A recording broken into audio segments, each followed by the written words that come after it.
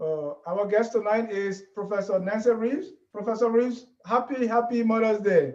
Thank you so much. Thank you All very much. right. Thank you. Tonight, our topic is in a continuation of our Bright Ideas series. We've been discussing some bright ideas for Liberia. We started with sanitation. We went to community development project. Tonight, we are going to talk about teaching teachers. We call that instructional skills training for undergraduate and graduate teaching and learning. With me to discuss this is Professor Nancy Eleanor Reeves, all the way from Toronto, Canada. Nancy, welcome to Focus on Liberia. Thank you, Dennis. Thank you very much. Happy to Okay, be here. great. My co-host, Danielle Knuckles-guishard, is not here tonight. She lost her cousin in Oklahoma. That's in Oklahoma City. And she's going to be away for 2 Sundays. Our hearts go out to our co-host and family for losing a cousin who is so young, under 40 years old. Tonight, we've been discussing your bright ideas for Liberia. Sometimes we criticize, sometimes we say some stuff about Liberia, but we have decided consciously to identify needs in the country and propose solutions how to address those needs. One of those needs in the country is instructional skills training for undergraduate and graduate teaching and learning, especially in post-war Liberia. Once again, I want to welcome all of you across the globe, and also Mrs. Professor Nancy Reeves. We want to say welcome. Thank you. No, right. Today's Mother's Day. I mean, we all have our Mother's Day. You know, I know people have celebrated. I want to wish my mom, who's not alive now, happy Mother's Day in heaven. Her older sister, who is in New York, Aunt Frances Tuope Wia, want to say happy Mother's Day. And a fond memory of my mom is when she used to pray for me in the morning. I used to hear her pray, and that always assured me that someone had my back. Mm. What's about you, Nancy? Anything about your mom you want to share? Oh well, I'm so happy to have been born by a wonderful woman. She is not around physically, but I know she's always with me in spirit. I dream about her all the time. And she helped to mold me to be the person I am. My mother was not educated, we say went to school and sat in there to learn, but she had a real value in education that she worked along with my dad. And I'm who I am today because of her. And if I do anything here today that impresses you, it's because of her. And I want to say I love her, I miss her, and I know she's resting with the Lord in heaven. Thank you. Uh, And to all the mothers out there watching us, we want to say happy Mother's Day. And if you have a mom who's not around, but there are some women in your life who are playing tremendous roles as mothers, we want to also say happy Mother's Day. Well, tonight, as I said, we're going to be discussing instructional skills training for teachers that are teaching in college and universities. You know, I said in one of my ads that we sometimes hear about teacher training for high school or elementary school, but rarely do we hear about teachers training for those that are teaching colleges and universities or some professional development. So tonight to discuss that, we have Professor Nancy Eleanor Reeves. She was born in Liberia to Mr. Hitler and Musu Reeves, attended Konola Academy High School, the University of Liberia, and the Chartered Institute of Marketing, Ghana and London. She lived for 10 years in Ghana as a refugee during the Liberian Civil War. I like to call it the Liberian Civil War. She migrated to Canada in 2000 through the World University Services of Canada Student Refugee Program. She earned her Bachelor of Social Work in Gerontological Social Work and her Masters of Social Work in Social Service Administration, Policy Analysis and Program Evaluation from the University of Manitoba. She started her teaching career in 1996 at the Buduburan refugee camp in Accra, Ghana, in sales and marketing. She taught at the Morningstar Elementary and Junior High School in Accra, completed numerous professional development teacher training programs for technique, skills, and teaching methodologies. She earned a certification in global instructional skills training for teachers. Presently, she's completing her doctorate or PhD in social work, education, and curriculum development, and a research focus on the trauma of war with specifics to the Liberian context. Professor Reeves have developed various social work curricula on the biopsychosocial assessment on trauma of war with individuals, families, and child soldiers, social policy for social work practice, social justice and social change for social work practice, diversity and social workplace, and anti-oppressive practice for social work with war-affected children, fundraising and project management for immigrants and refugees, various courses in clinical social work practice. In addition, she has conducted numerous educational conferences and participated in also and facilitated some workshops. She had numerous presentations at conferences in Canada on the trauma of war and the need for appropriate culturally sensitive social work interventions. Various workshops, television and radio interviews, including the one being conducted now in Botswana and Liberia on the social work education for war-affected victims, social work practice at the global level. Again, Professor Reeves, we want to say welcome to Focus on Liberia. Thank you very much. On behalf of all of us here at Focus on Liberia, we want to say welcome. Professor Reeves, yeah, you have a bright idea for Liberia that you want to share tonight.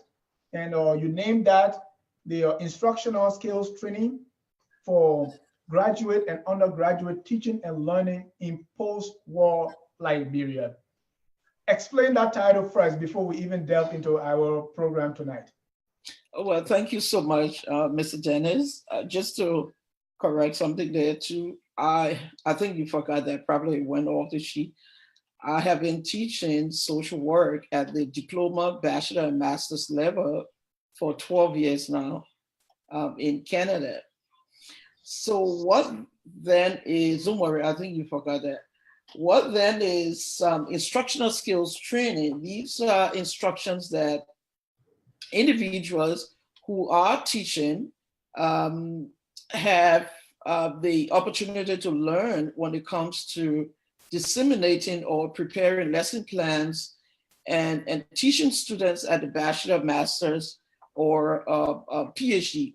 That's undergrad and grad levels, but that is inclusive of other techniques, activities, skills, methodologies, and so forth. But it also involves professional development training, as we talked about, because for government and non-governmental organizations, they are interested in explaining or teaching or training management and staff about policies and programs and services.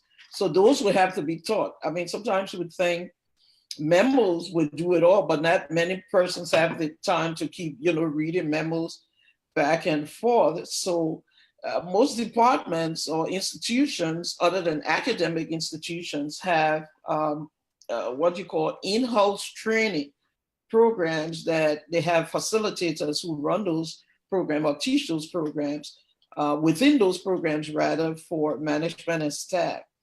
But there was one thing I added to this presentation today, and that had to do with the biopsychosocial assessment piece of undergrad and grad students in Liberia specifically, but can be generalized to a lot of other countries that have experienced war.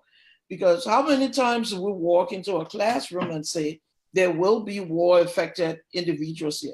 I mean, it's becoming very popular now because with all the wars we have around, whether from Syria, Liberia, Sierra Leone, and elsewhere.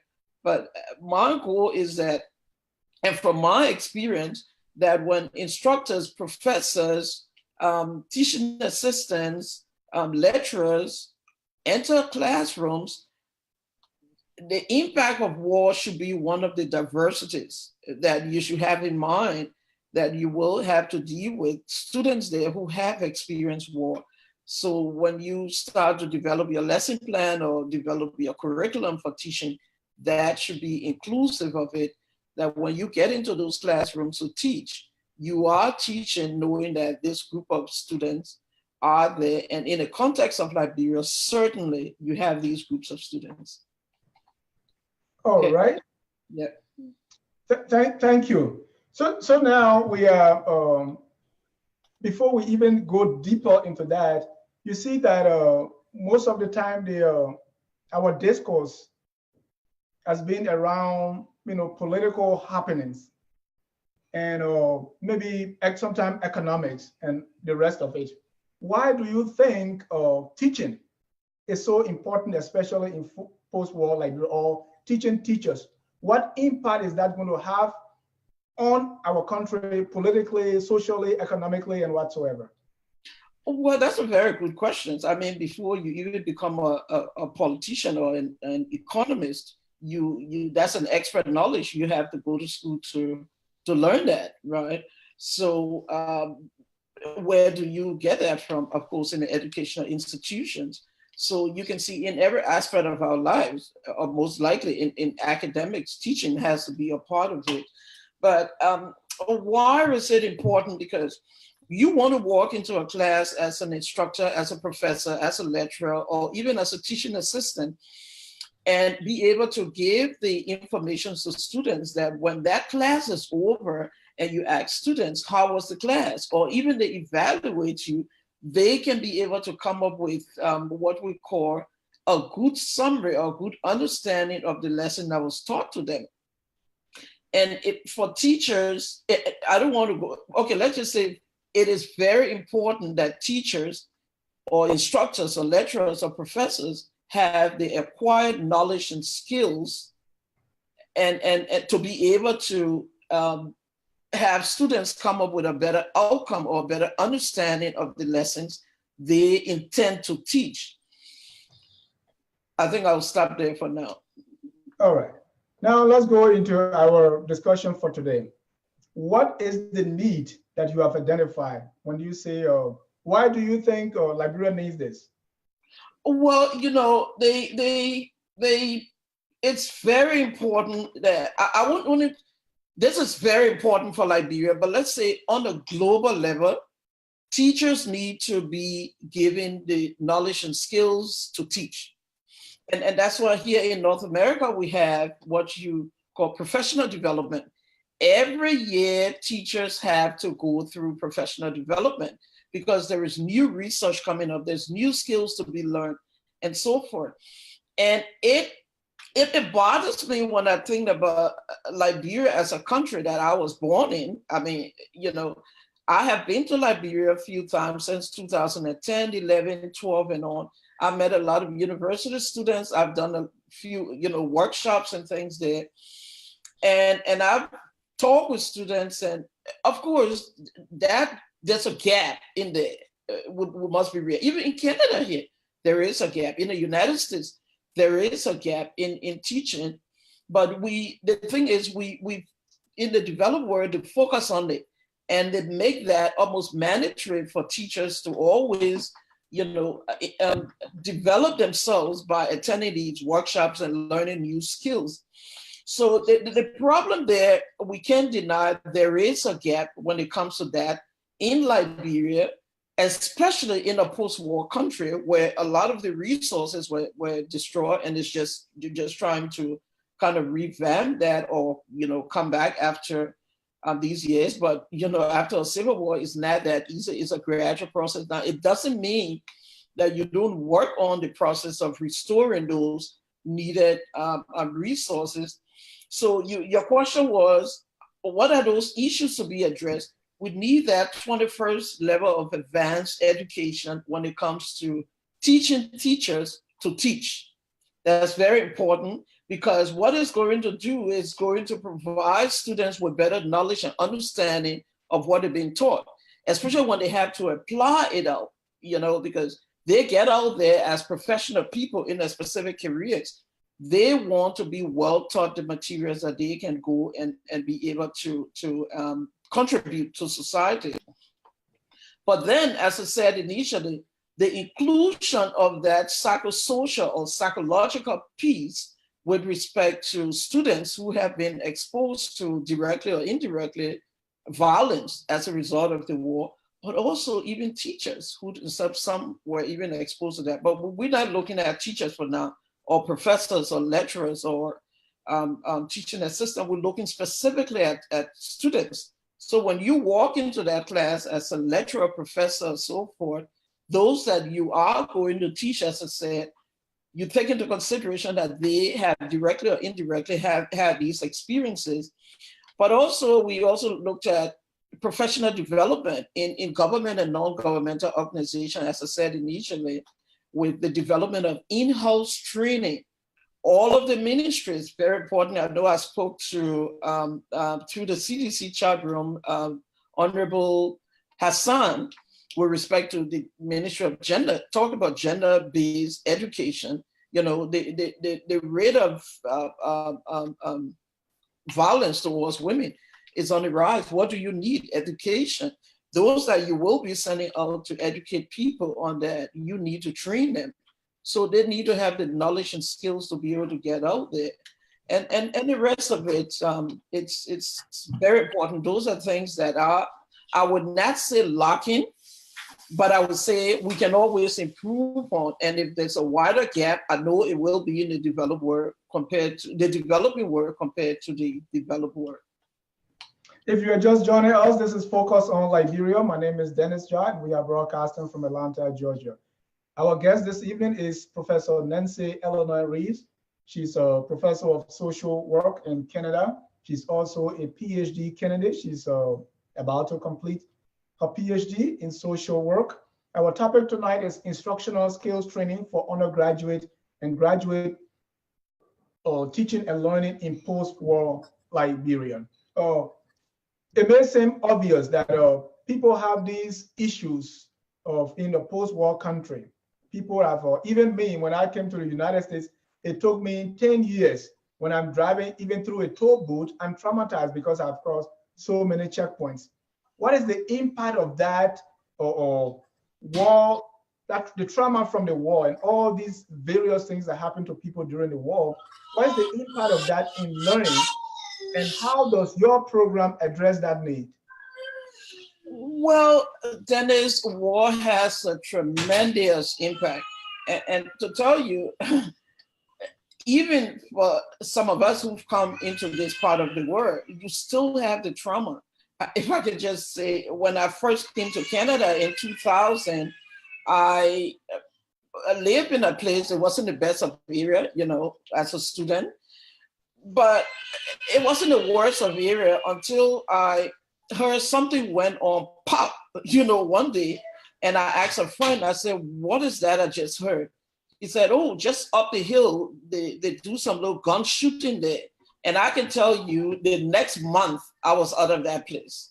So war can have a vast, long-lasting impact on individuals, but the double jeopardy of it is for students who have lessons to deal with. I know you and I have gone to school and seen how hard it is to learn. It's very difficult. But when you have that added stress on you, plus the impact of the war, it just exacerbates the situation if it's not treated. Now, for those of us in the developed world, where we have university, colleges, and other campuses or institutions where you have counselors and other programs to help with psychological impact of these situations, we are blessed. But for a place like Liberia, where if even it's there, it's so limited, you know, it makes me to really wonder how students are getting on. So when you walk into that class as an instructor, as a lecturer, as a professor, today I want to say to you, put that in the back of your mind that there are students here that have already been struggling mentally, and the lessons would even make it even worse, with enormous stress and all of that. So how you go about teaching, it's very important to decrease in that level of stress. That is the emphasis I want to bring on here. Is there anything else I didn't answer? That's good. So this program in your mind, this idea, who benefits? Oh, well, who benefits? Students, number one, benefit, because I'm absolutely in the business of students here. It's a very student-centered program, but teachers also benefit because you have the opportunity to learn how to go and teach. And I can tell you, I've been teaching for 12 years. When you walk into a class to teach and you can really, and you're not really producing what you should be doing, you can see the expression on students' faces. Research have shown that it takes about 6 minutes for students to know the kind of professor or instructor or lecturer or teaching assistant you are. I'm speaking now at the undergraduate and graduate levels. So it's very student-centered. The goal is to train teachers to teach students. When I say teachers, I'm talking about professors and so forth. But also, we talk about professional development in terms of government and non-governmental organizations, how we can relay policies. Because as I said, sometimes you put up, memos and whatnot, and people just pass by, they don't really read it. But then you expect them to carry out these policies, and if they don't, they may be reprimanded or what's not, so forth. But that's what they focus on: teachers, students, and of course, other institutions, private and public business institutions and government institutions, where training is being done. But the academic environment where teachers or professors or lecturers can learn the techniques, skills, and methodology for teaching students or making students better career-minded people. And how does the larger society also benefit? Well, I'll tell you this, Dennis. When I was reading, Liberia has a population by now of 4.8 million. That's what I saw on the CIA stat, or so forth. But between the ages of 0 to 50, the population of Liberia is almost about 70%, right? Between 0 to 15 is about 43%.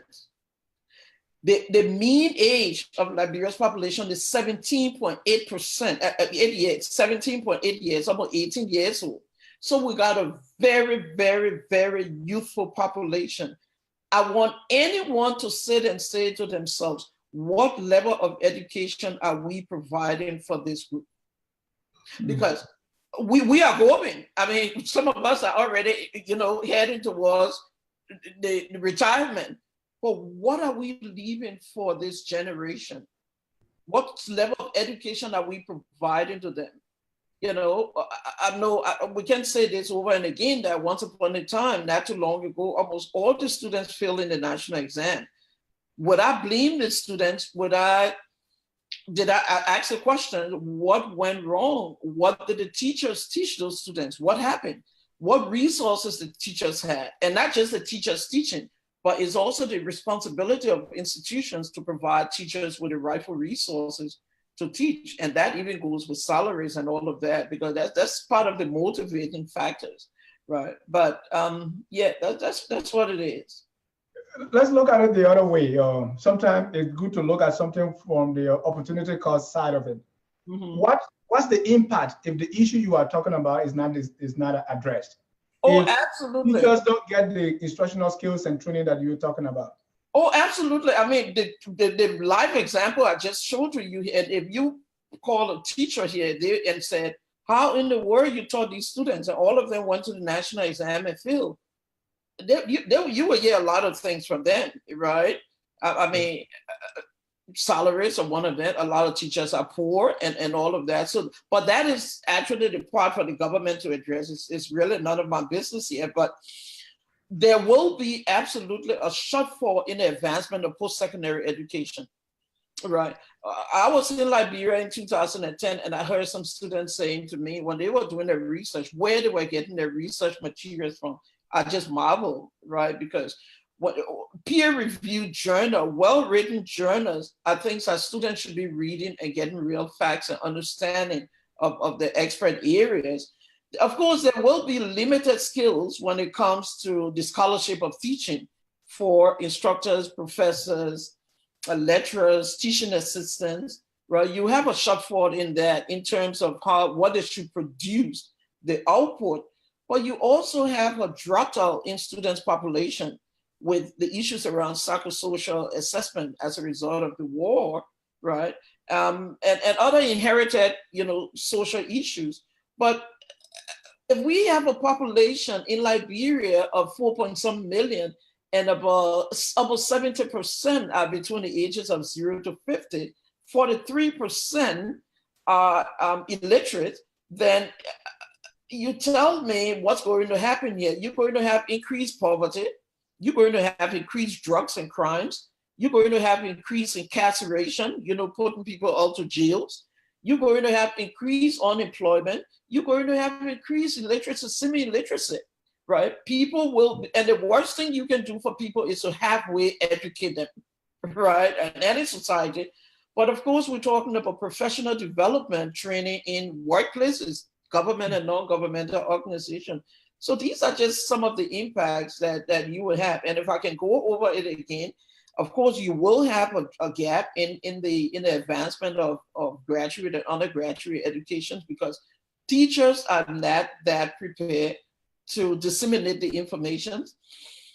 Teachers who are there will have limited skills, knowledge, skills, not knowledge per se, but skills and methods when it comes to teaching students. But you have a hard dropout of students, especially in Liberia, or struggling students in Liberia, where the psychological impact of the war is still lingering on, and all of these other social issues around poverty, crimes, drugs, teen pregnancies, and whatnot, and limited professional development training. Let's come to the meat of it. So now to what is your proposed solution, and how will that solve the problem that you just talked about?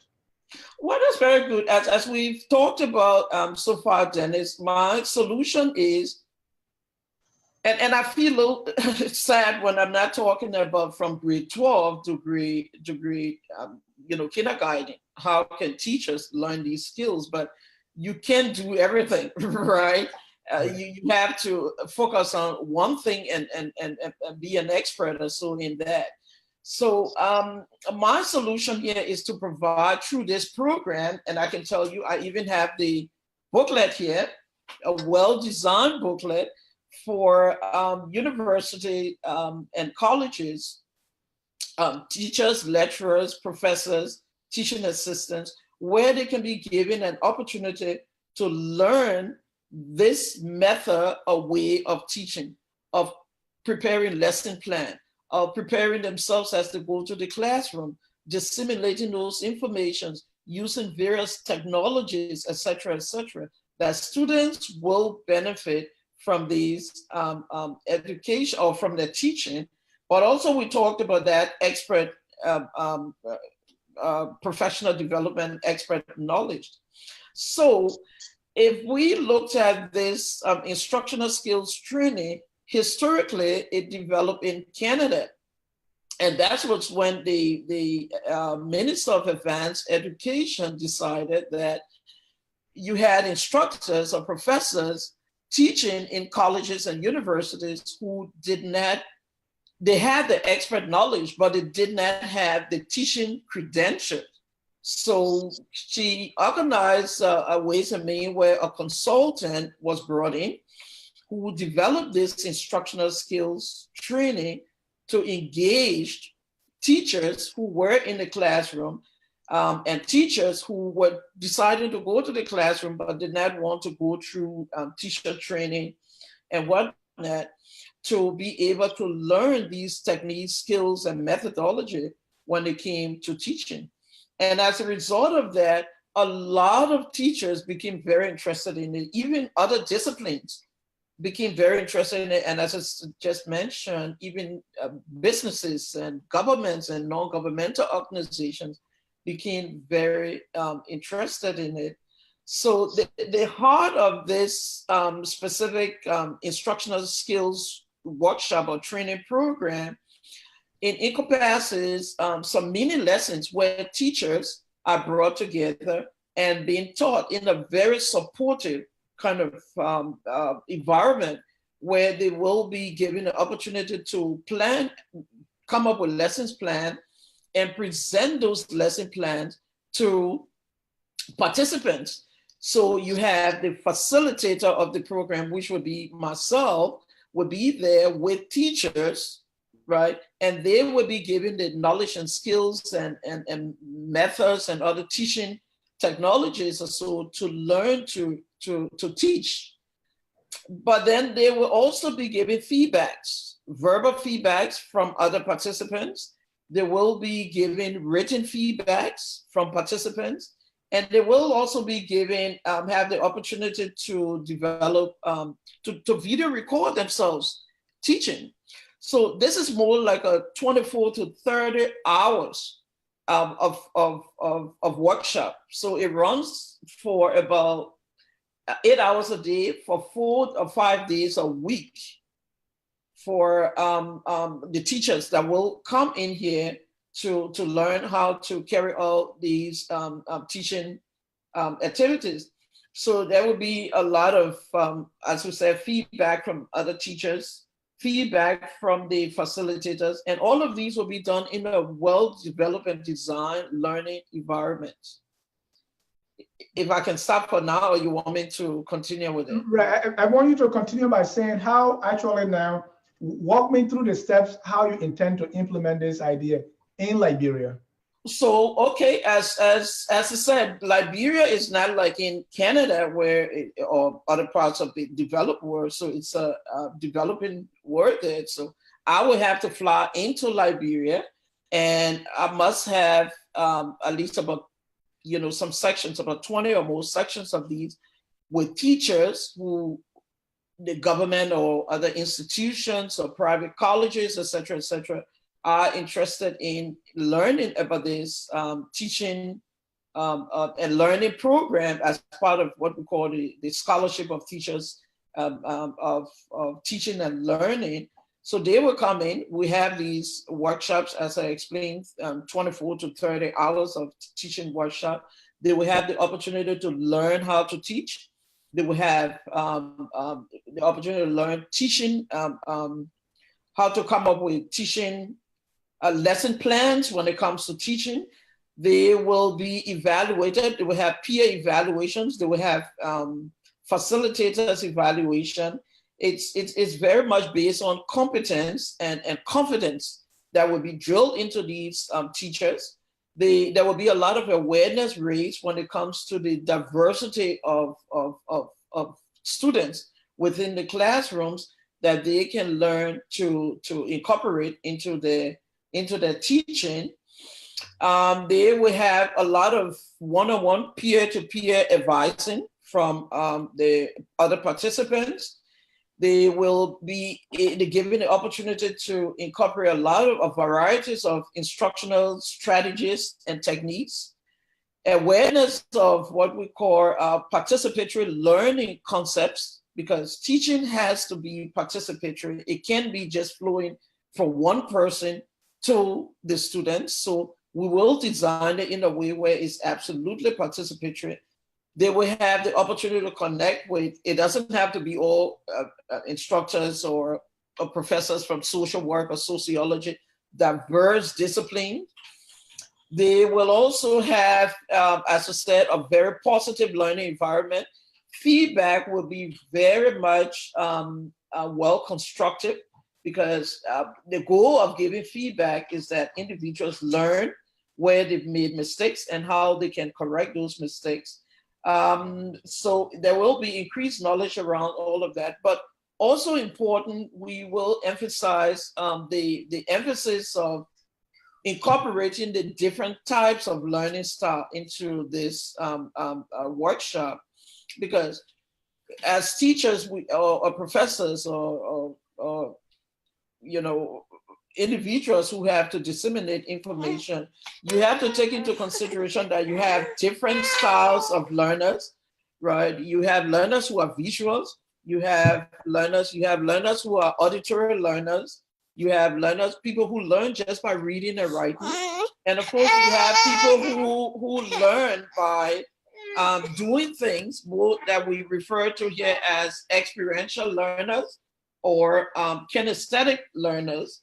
So you have to take all of those into consideration, but also you have to take into consideration, as I said, and I will continue to emphasize, that section of what we call the psychosocial impact. Just a bit, please. Kadisha, please come for her.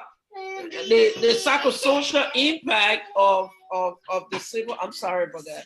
The psychosocial impact of the Civil War on students. So you can see how much I've named here that are very important when you get in there as a teacher, but very important. I use this as an analogy here. When I'm teaching students, I said, you see the fingers, they are all not equal. So when you walk into a class, when I walk into a classroom to teach, and some students say, I got it, I understand it, move on. I said, thank you very much for getting it, but is there anyone else here who has not gotten it, that needed to be better explained to? Teachers in this workshop, or instructors or professors or lecturers or teaching assistants, will learn to develop that curriculum where they will be able to put in time slots that they can meet students. I mean, it's more of meeting students' needs. So the whole thing is student-centered. Now people say, well, this is a developing country. Do they have the resources for that? No, you don't need $1 million to produce good students. You don't need that. Right? You have to come with the will to do it. Now, as I said, Janet, the other issues are there in terms of what teachers have been paid to, live a more sustainable life. That is very important. But when you are paid that and you walk into the classroom to teach, you should be ready to disseminate these informations in the rightful way that students can well understand that, taking into consideration the diversity of students in your classes. So other things that we will be looking at with respect to this would be the 10 minutes of lesson that each person in the workshop, after they've learned all of the theoretical aspect of the workshop, the 10 minutes presentation that each and every one of them will do will incorporate what we term as in teaching, there's a concept we use called box, right? So you want to say teachers will learn how to first begin that learning circle in terms of how you motivate students. How do you walk into that class and get students into the readiness to learn? What do you do? Teachers will learn that through this workshop. They will also learn how to prepare objective statements or outcome statements, right? They will also learn to do what we call pre-assessments, right? What have students already learned? Because in a lot of colleges and universities, students have done the prerequisite to courses. So what knowledge are they bringing from the prerequisite into the core requisite? You want to know that. But if even you're introducing a subject area, you want to know if students even have knowledge on that. Because learning is not only from you. Students may have, some experiences that they can bring to the lesson. So you want to do a pre-assessment of that. But one very important aspect of it, you want to make lesson very participatory. You want to make lesson participatory. And that one part of it that would really get into that big chunk of this word, where learners or students can be involved in the learning process. And when I say involved in the learning process, I'm not talking about students just talking and talking and talking. I'm talking about you infusing your curriculum with activities that students can be involved in. And there are so many things you can look into doing. So many, many, many things, many events and activities and so forth you can come in with. Then you want to say at the end of that teaching circle or teaching of the participatory section, you want to say that have your desired outcome been achieved? You in this workshop will be taught about how do you know if your desired outcome has been achieved, right? From teaching students. Then the consummation of the entire lesson. If you said to students, what did you learn from that class? Too many times I've heard students say, you know what, that class was a waste.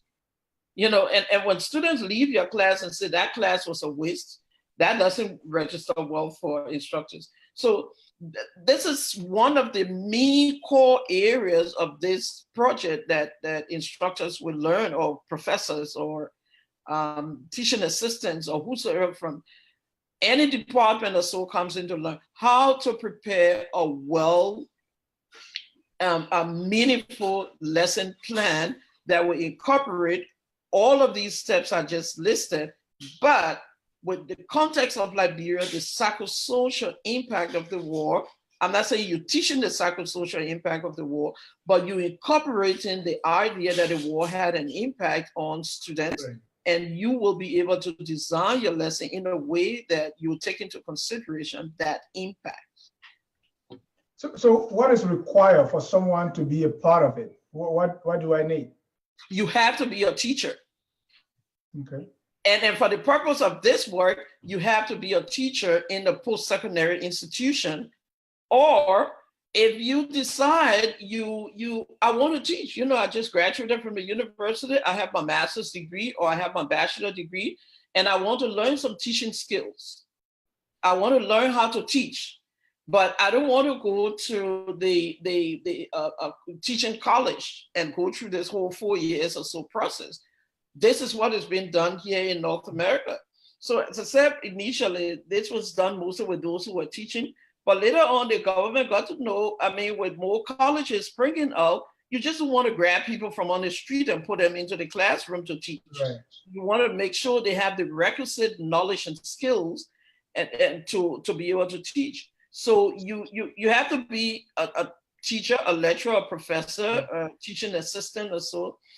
But you also have... The reason I asked that also is I was in a discussion yesterday, and a friend of mine is a doctorate with a doctorate degree said, well, with all of us that have the minds to go back to Liberia and help, he said, I advise that we go to this university online program or whatever way to learn how to teach. So it was interesting, and I was already preparing for this. And I said, why you said that? He said, because, and okay, hold on, caller, I will get to you in a minute. He said, well, okay, caller, please lower your phone.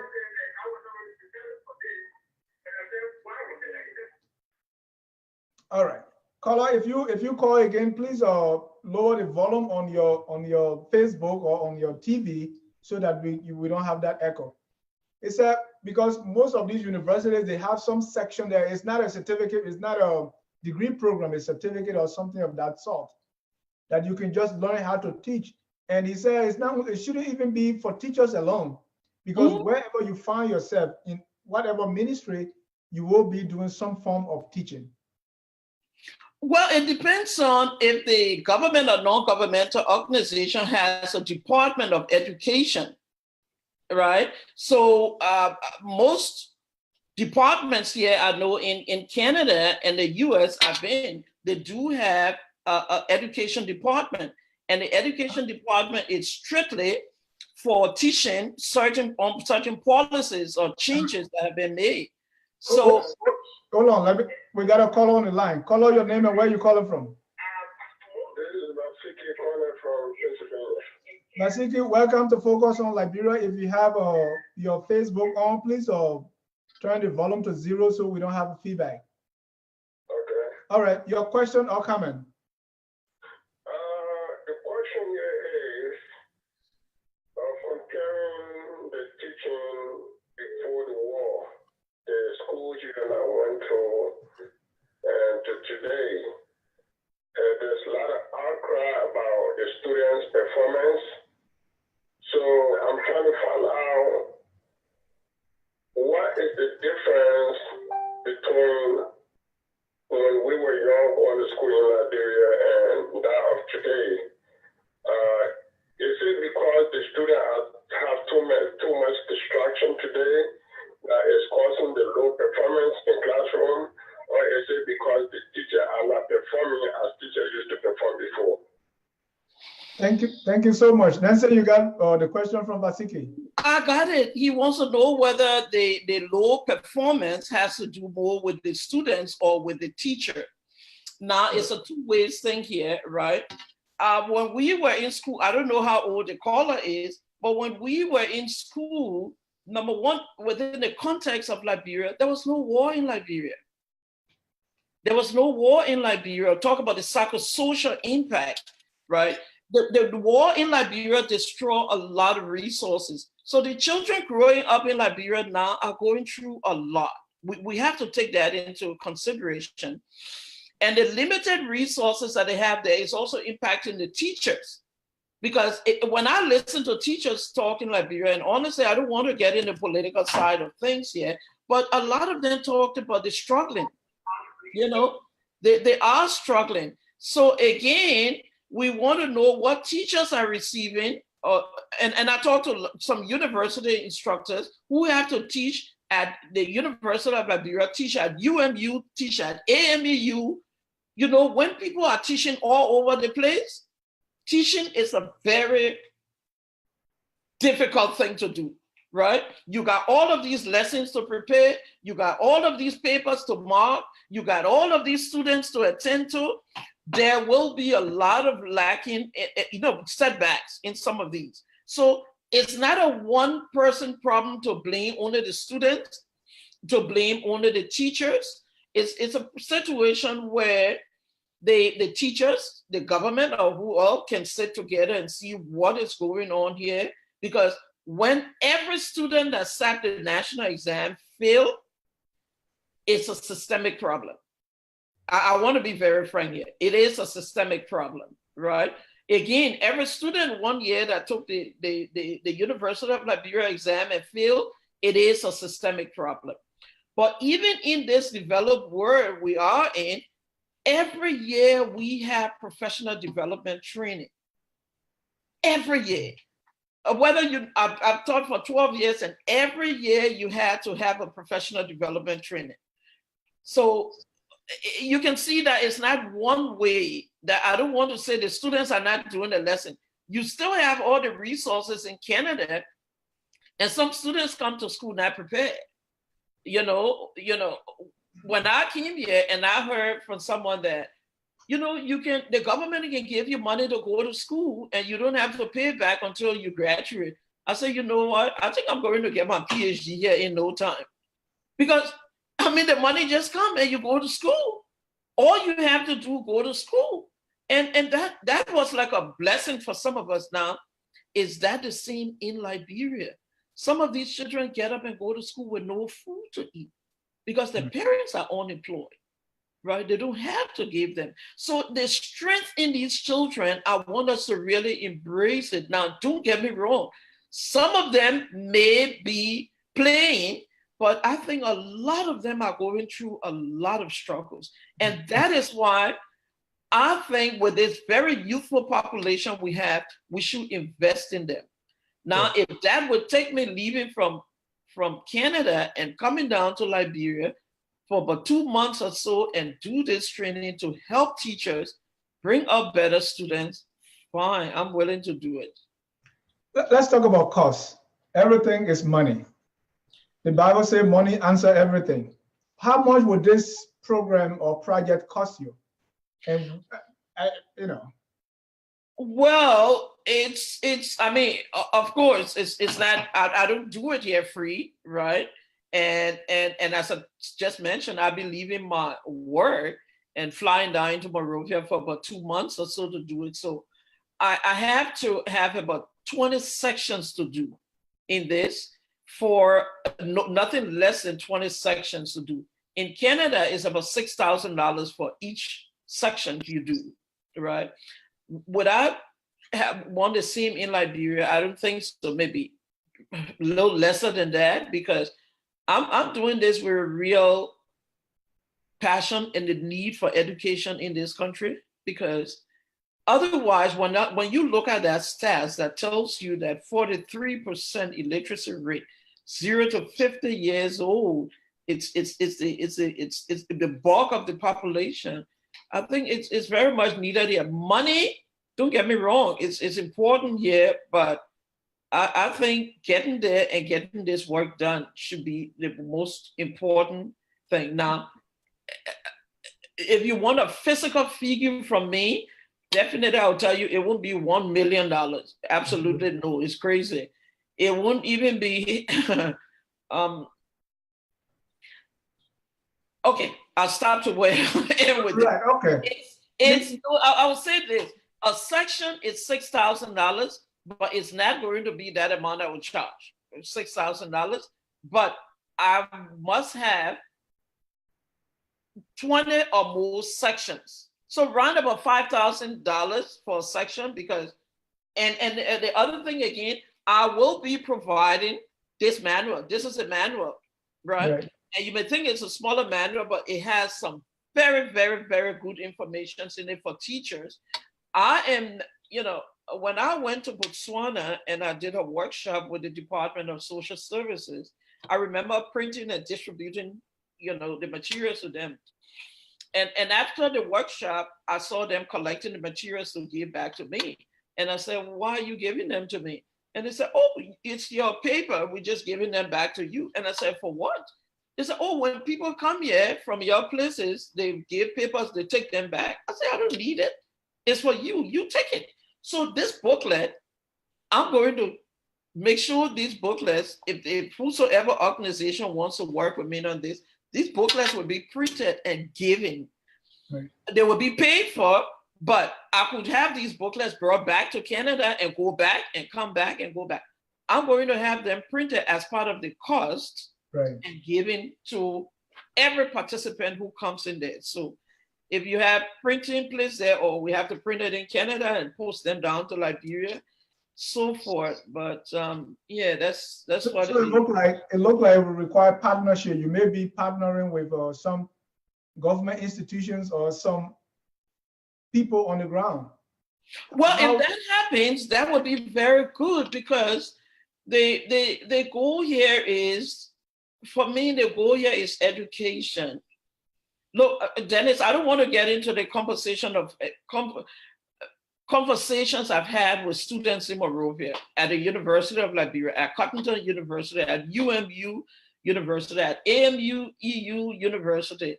And when I am here as a Liberian in Canada, knowing the last, the 12 years I've been teaching here, the impact it had on whether Black, white, yellow, brown students, every day that I sit and say that I can't do that for my own country, it bothers me, right? Mm-hmm. It absolutely bothers me.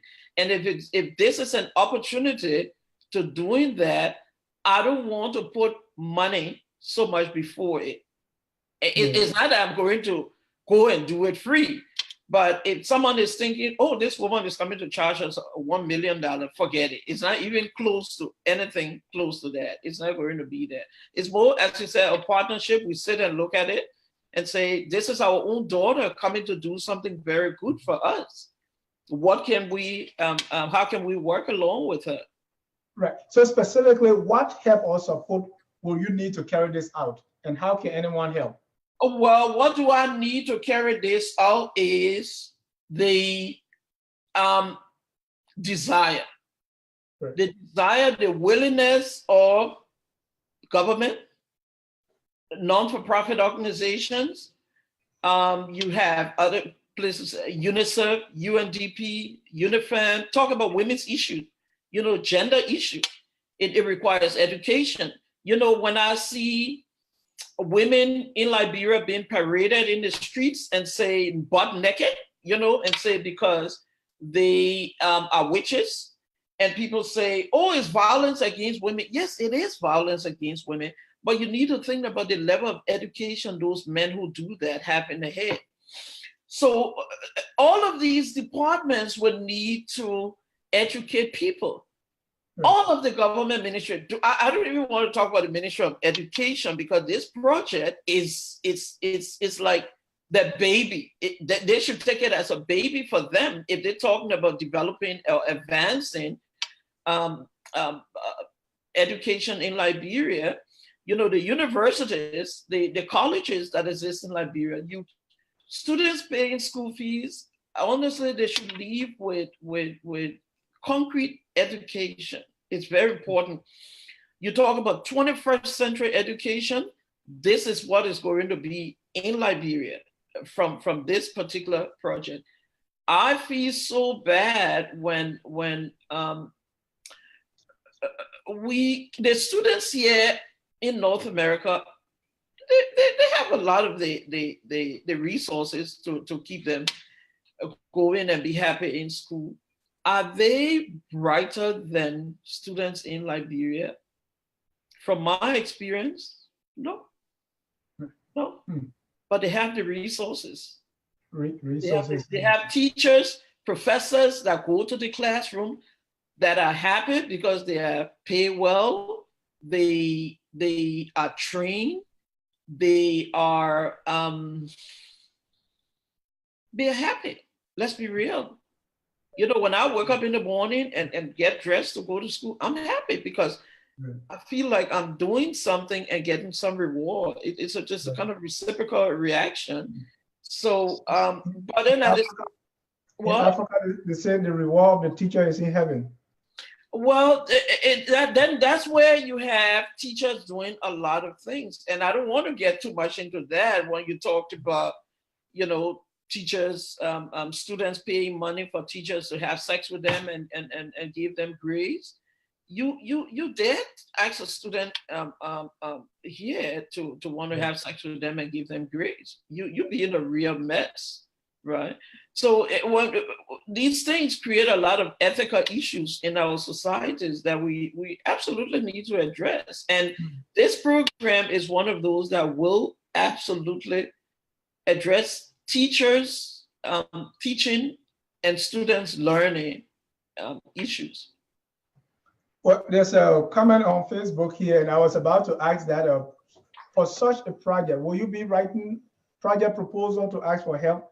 Basiki Kone is saying on Facebook, to support this kind of worthy cause, shouldn't we set up a GoFundMe account? This will give all of us the opportunity to put our money where our mouths are.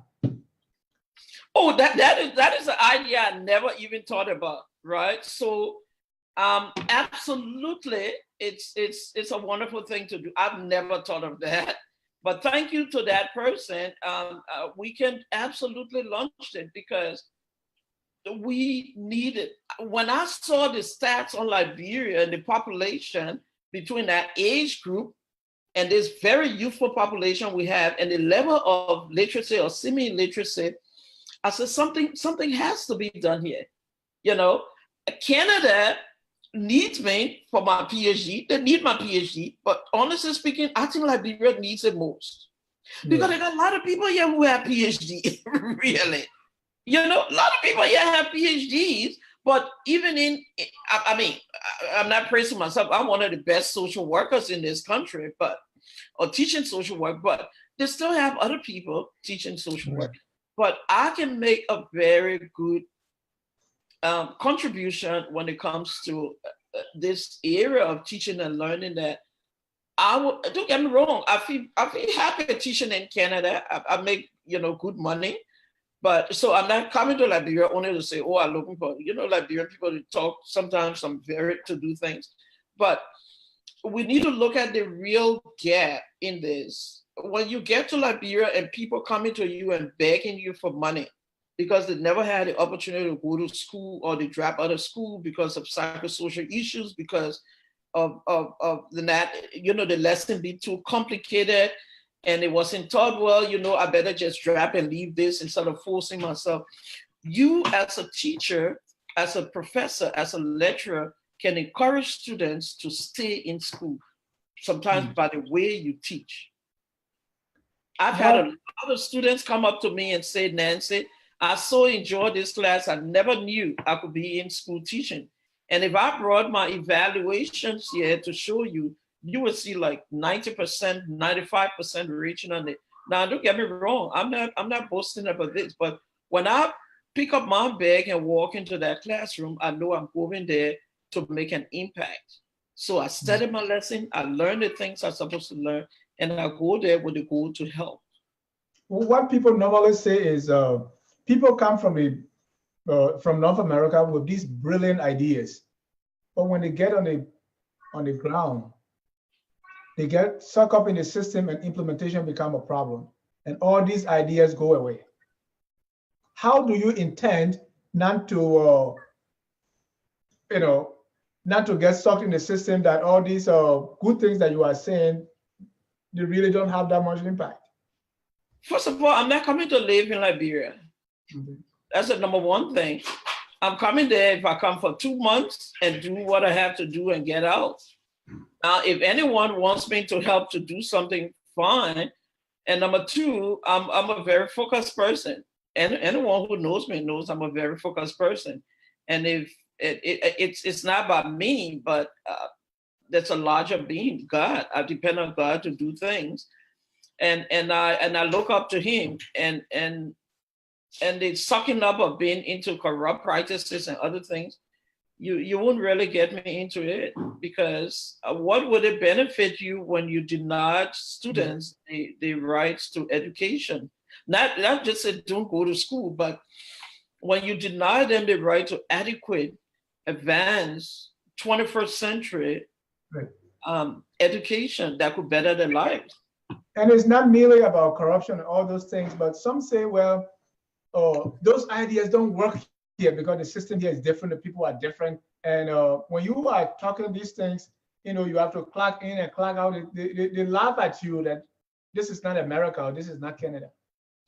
Yeah, because some people like to not clock in and not clock out because they want to, instead of leaving work at 4, they want to leave at 2.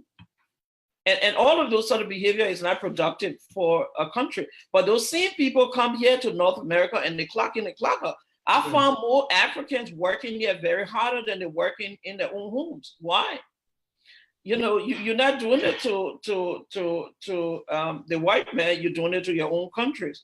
Yeah. But, so how do you intend to combat that kind of mindset or that idea so that what you are speaking about work? I don't do what they want me to do. I don't do it, Dennis. I've come in for a purpose. I keep focused. I have a goal.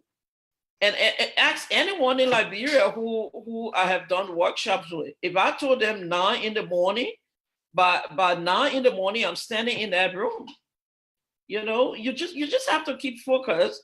But pray to your God to help you to focus on what you want to do. But look at the bigger picture and say, if I get sucked up into not doing what I came here to do, what's going to be the impact on these people?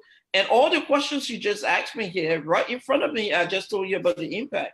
You're talking about gap in the advancement of post-secondary education. You're talking about professors, teachers, lecturers, and so forth who may not have the skills and techniques and methodology when it comes to teaching students. You're talking about the fallout of students from school that could end up with, incarceration, illiteracy, drugs, crimes, and so forth. And of course, you're talking about limited professional development amongst professionals. So there's a lot more that could happen here that are negative than just sucking yourself up into doing what others want you to do. I'm just not that kind of person. I'll tell you something, Dennis. When I was on Condola, I was appointed as a prefect You know, anyone who attended the mission will tell you when you're appointed as a prefect, you can book people if they did something wrong and you punish them, you send them to cut grass. I sent my sister to cut grass because I booked her like the other people. And I couldn't have the other people cut grass and she'd be sitting. They would say Nancy is corrupt, right? So she also cut grass. All right. And that's the person I've been from my very youthful age. I don't like unfairness, and maybe that's what drove me into social work. I don't like injustice.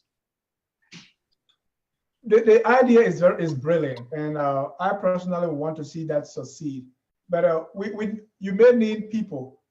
What do you want the following to do? The government, donors, Liberians in and out of the country, NGOs. What exactly do you want people to do so that you will succeed in this? Well, the caller just said something beautiful, and that is launch a GoFundMe, right? For the development or advancement of undergrad and grad education in post-war Liberia.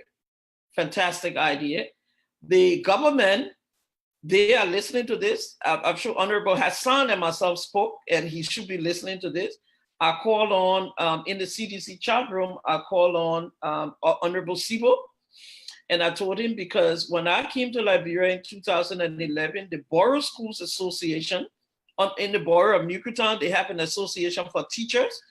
And I was up at Newcastle Junior High with hundreds of them in there, and I did exactly this thing for them there. They were very happy for that.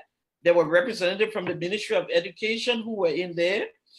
The agencies and other NGOs in Liberia, UNICEF, UNIFEM, UNDP, and so forth, if I can be put in touch with them to write a proposal, I don't have a problem with writing a proposal, and I can assure them that every penny they give me will be well accounted for.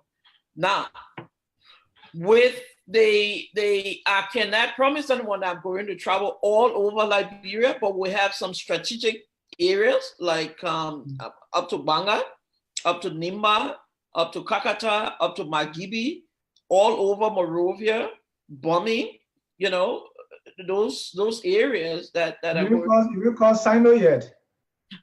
Well, the areas I didn't for, I'm not sure of traveling there. No, it has nothing to do with ethnicity. It has to do with. Oh no, I'm not going there with. Yeah, it has to do with distance, right? But how do you sustain this? Because it's not just the money to do it, but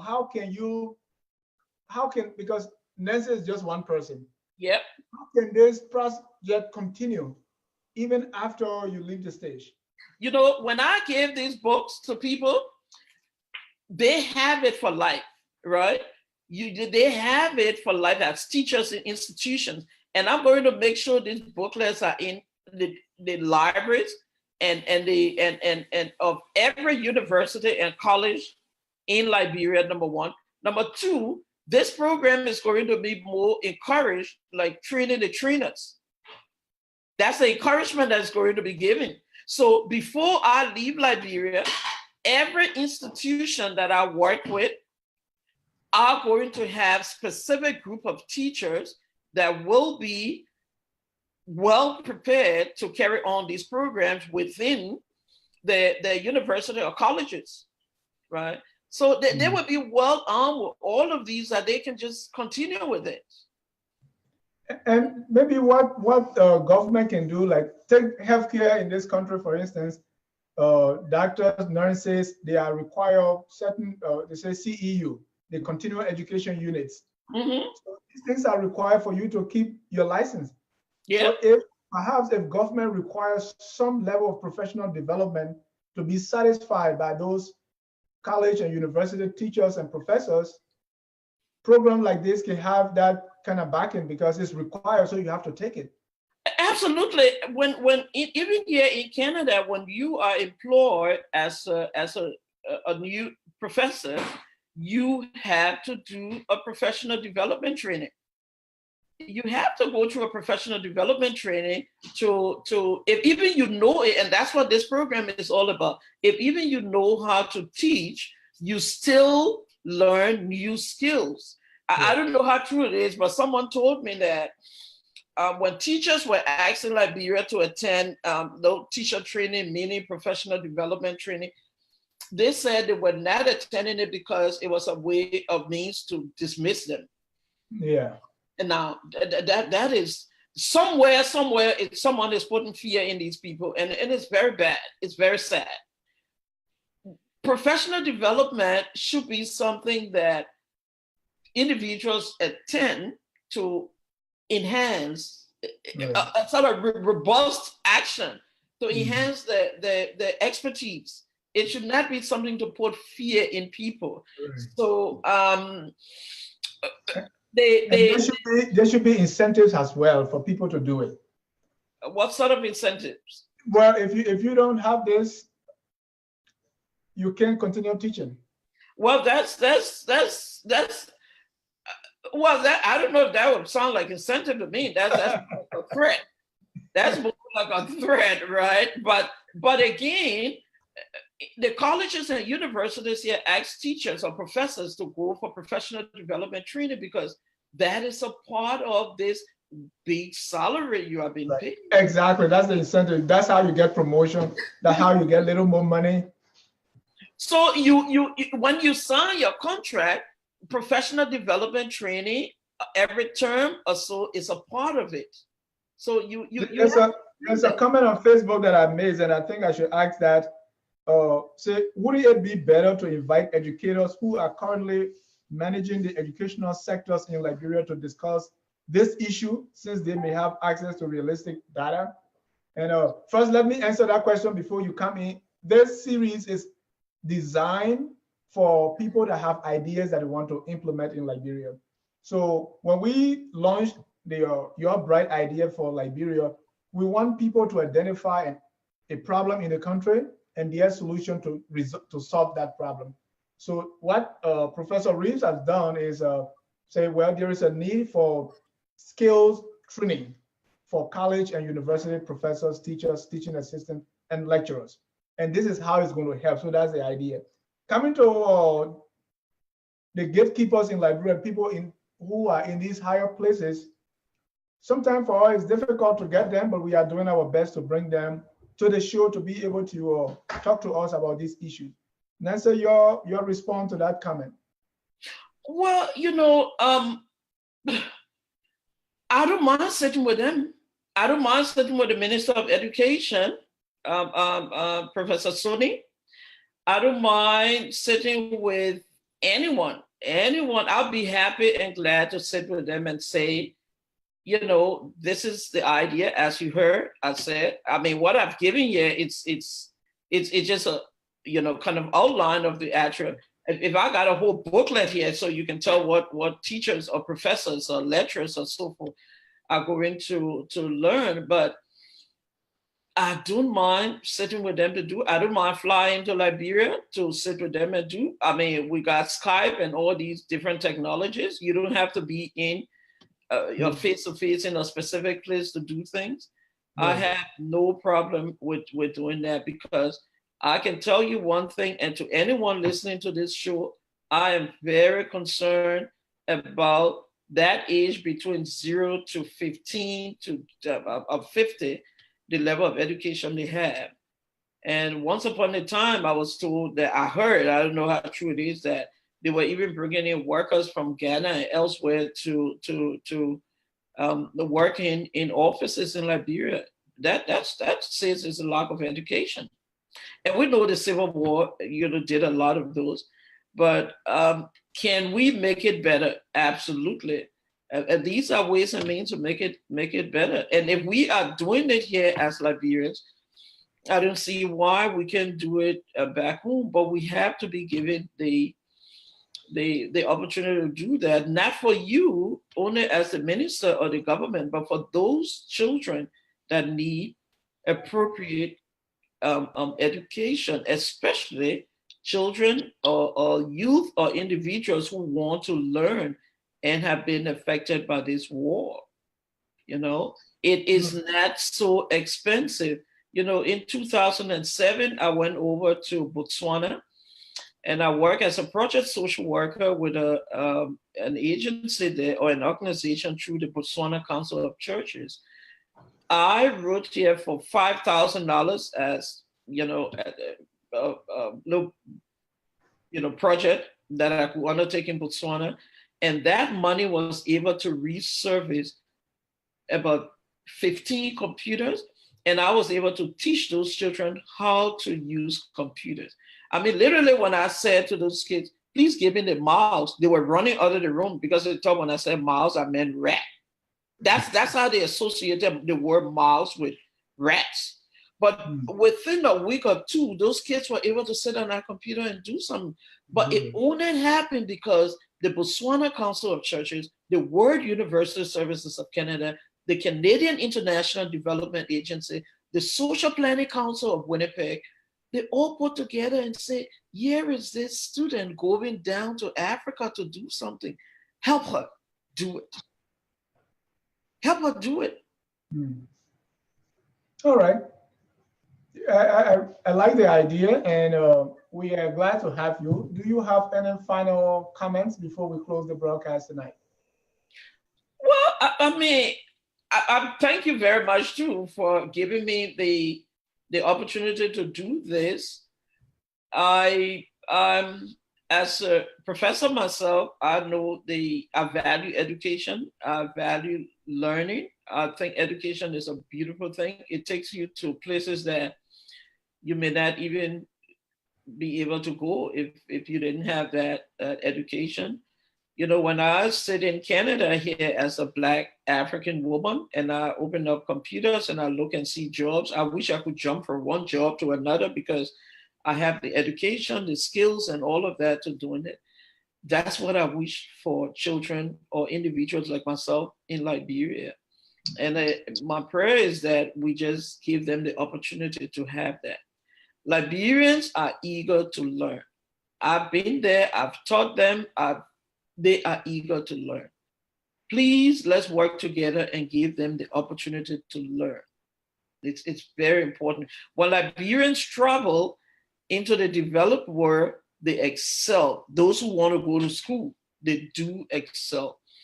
I remember once a professor said to me, Nancy, what are you doing in this class?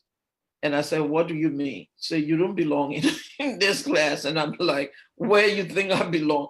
But they first took me into an English for a second language class. And the professor said to me, I can't teach you in this class. And I said, but they say I should sit here. She said, no, I can't teach you. And it was a back and forth until I left the class. She said, you're too advanced for this class. And then I left and, got into social work. And the professor said to me, Nancy, you can sit in this class, but you know what? I see you doing your PhD. And and today I'm doing that PhD as a Liberian. So there are thousands of those children there that may not be able to come here. But if we can take this 21st century education to them, I think it would make a big change in their lives. Thank you so much. Next week, we're going to continue with your bright ideas for Liberia. Our guest will be Rose Joy Kamo and our colleague, who are going to be discussing emergency response in Liberia. And once again, it's Mother's Day, and we want to end with a song, God Bless Women by Lucky Dube. Again, happy Mother's Day to all our mothers out there. Lucky Dube will sing for us, God Bless Women. You know what? You too. All right. Lucky Dube probably not listening. Again, Professor Reeves, I want to say thank you so much for joining us. It's wonderful to discuss instructional skills training for grad and undergraduate teaching and learning in post-war Liberia. We want to thank all those that are watching us by Facebook, those who participated, those who commented. I want to say thank you so much. And thank you for your support. Follow us on Twitter, on YouTube, like our YouTube channel. Please, anytime after the show, we have all our shows lined up on YouTube. So continue to support us, continue to watch us, and continue to watch Focus on Liberia. We are here to educate, to elevate, and promote all things Liberia.